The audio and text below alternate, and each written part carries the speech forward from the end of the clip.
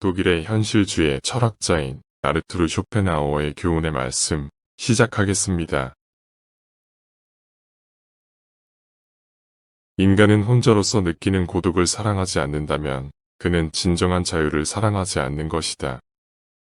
인간들의 사교의 모임은 그것이 좋아서가 아니라 혼자 남겨지는 고독이 두렵기 때문이다. 많은 사람들과의 관계들은 그 자체로 수많은 갈등과 함께 슬픔을 유발한다. 자기 스스로 느낄 수 있는 진정한 자유를 놓치면서 타인들에게 맞추어 주는 삶을 살다가 마주하는 불행들이다. 모든 불행은 남들과의 쓸데없는 비교로부터 시작된다. 인간은 어쩔 수 없이 혼자이다. 그러므로 쓸데없이 슬픔을 넘어 불행을 자초할 필요는 없다. 남들과 비교할 필요가 없다. 오직 나만의 삶을 누려야 한다. 비교에서 오는 불쾌한 일들은 무시해버려야 한다. 세상에는 나보다 못하거나 불행한 사람들이 넘쳐난다. 태어나면서부터 보지 못하거나 듣지 못하는 사람들이 얼마나 많은가. 또 한 끼 식사도 제대로 못하는 사람들은 또 얼마나 많은가. 이들도 우리 주변에서 마주치며 살아가는 사람들이다. 그러므로 나보다 앞서가는 사람이나 행복하다고 주장하는 사람들을 생각하지 말고 더 많은 사람들이 나의 뒤를 따르고 있다는 것을 생각해야 한다. 그것이 나만의 행복을 찾는 훌륭한 최세술이다. 우리가 살고 있는 이 세상은 바라보는 각도에 따라서 그 모양이 수없이 달라진다. 그런데도 사람들은 자신이 가진 것들은 등한시하면서 자신에게 없는 것들만 생각한다. 그래서 불행의 길로 들어서는 것이다. 사람들은 모두 다 각자의 생김새와 성격들이 있다. 그들은 그들의 성격에 맞는 것들을 가진 것이고 나는 나에게 맞는 것들을 가진 것뿐이다. 새에게는 하늘이 터전이고 물고기에게는 물속이 터전이다. 그리고 두더지에게는 땅속이 그들의 터전이다. 이렇듯 모두 다 자기만의 생활터전과 습관이 진정한 행복을 주는 것이다. 만일 당신이 다른 사람들의 눈을 의식하지 않을 수만 있다면 당신은 진정한 마음의 평화를 누릴 것이다. 사람들의 불행은 대부분 다른 이들을 의식하는 데서 온다. 남의 시선을 의식하게 되는 순간 내적 평화는 깨어지고 불안을 넘어서 슬픔을 느끼게 된다. 이처럼 다른 사람의 시선을 늘 의식하며 사는 사람은 노예나 다름이 없다. 자신만의 삶을 잃어버린 바로 타인의 노예가 되는 것이다. 당신은 다른 사람들에게서 무엇을 얻으려 하는가? 결국 인간은 누구나 할 것 없이 혼자이다. 하지만 중요한 것은 혼자일 때 과연 어떤 사람인가 하는 것이다. 어리석은 사람은 혼자 있는 시간을 오로지 쾌락만 찾아다니다가 실망을 한다. 성욕은 육체를 넘어서 내적인 전쟁으로서 그 끝은 평화의 상실이다. 건강은 모든 축복 중의 축복이다. 건강한 거지가 병들어 고생하는 왕보다 행복하다.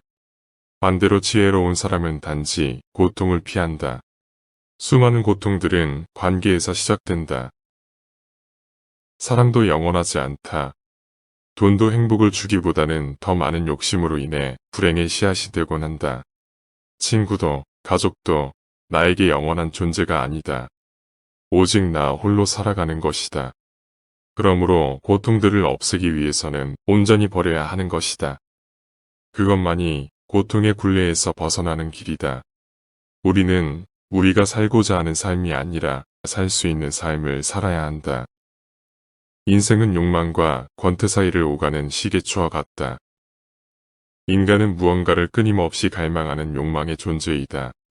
아름답고 멋있는 이성을 내 것으로 만들고 싶은 욕망, 좋은 집에서 살고 싶은 욕망, 맛있는 것을 먹고 싶은 욕망 등 이처럼 욕망은 우리의 인생을 지배하고 또 우리는 그것을 채우기 위해 노력한다.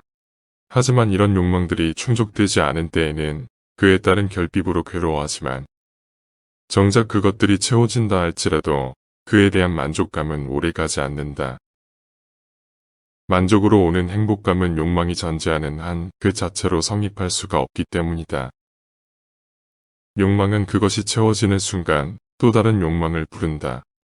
예를 들어 좋은 집을 갖기를 원해서 그 욕망을 채우기 위해 부단히 노력하여 그 집을 갖게 되는 순간 그 행복은 점점 사라지고 그 자리에 권태가 채워진다. 그 후에는 더 좋은 집을 갖고 싶은 새로운 욕망을 갖게 되는 것이다.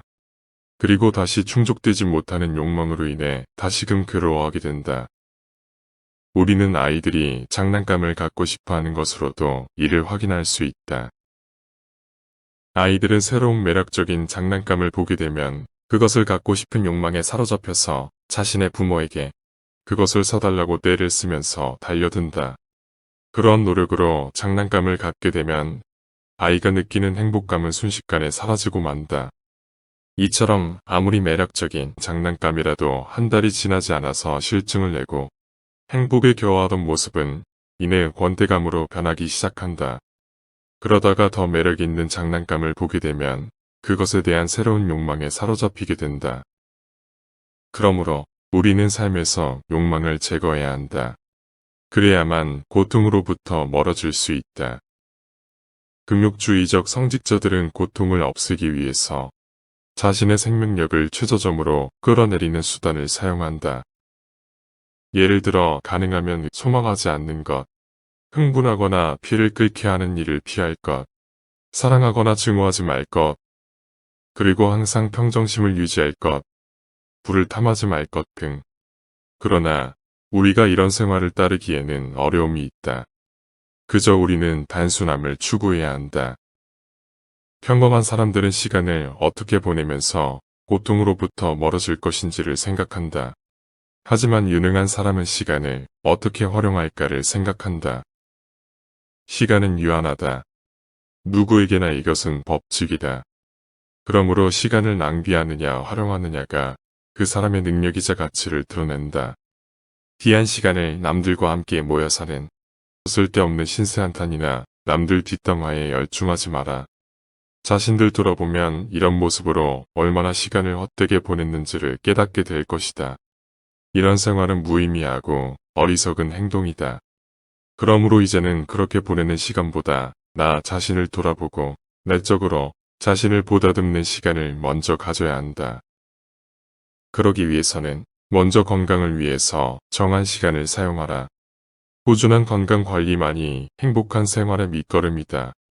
다음에는 자신만의 취미생활이나 남들이 할 수 없는 것들을 찾아서 나만의 특별한 시간 활용을 하라.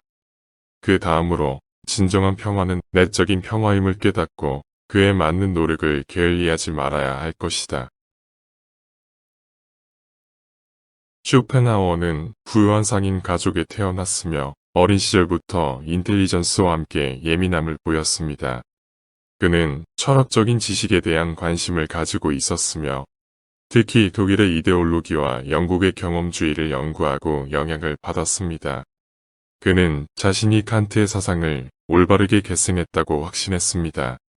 그러나 당대의 인기학자였던 헤겔, 히테, 셸링 등은 칸트의 사상을 왜곡하여 사이비 이론을 펼친다며 비판을 했습니다. 그가 박사학위 논문으로 쓴 충족이율의 내결의 불의에 관하여는 인식론철학의 고전이 되었습니다. 또한 20대의 젊을 때부터 수년 동안 위지와 표상으로서의 세계를 쓰기 시작하여 1818년에 출간하였습니다. 하지만 그 후 대학 강의에서 헤겔과 충돌한 후 대학 교수들의 파벌을 경멸하여 아무런 단체에도 얽매이지 않고 대학교 밖에서 줄곧 독자적인 연구활동을 지속했습니다. 이후 자신의 철학이 자연과학에도 맞닿아 있음을 깨닫고 자연에서의 의지에 관하여라는 책에서 주장했습니다. 그 후로는 요rop과 부유라는 인생 전반에 관한 수필이 담긴 책을 출간했고 이 책은 쇼펜하우어를 유명 인사로 만들었습니다. 쇼펜하우어는 1820년대에 동양학자인 프리드리 마이어를 통해 힌두교와 불교에 관해 알게 되었습니다. 그는 이 종교들의 핵심 교리 속에 자신과 칸트가 도달한 결론과 같은 것이 있음을 깨닫게 되면서 먼 과거의 동양 사상가들이 서양과는 전혀 다른 환경, 언어, 문화 속에서 근대적인 서양 철학의 과제에 대한 같은 결론을 말하고 있다고 생각했습니다.